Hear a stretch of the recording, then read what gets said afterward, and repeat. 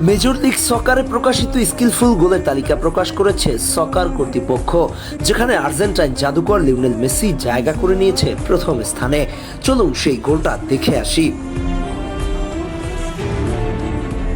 Lionel Messi মাঠ থেকে যখন রানিং শুরু করেছে, প্রথমে তার সঙ্গে দুজন ফুটবলার দৌড় শুরু করেছে। শেষ পর্যন্ত ডিবক্সের মধ্যে 7 জন ফুটবলার মিলেও তাকে আটকাতে পারেনি।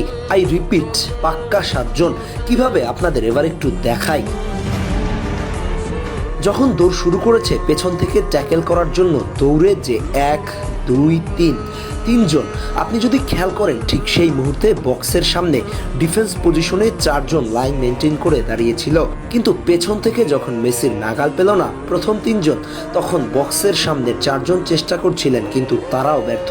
মেসি ততক্ষণে তাদের স্কিলে পরাস্ত করেছে, ড্রিবল করে বক্সের মধ্যে ঢুকে পড়েছে।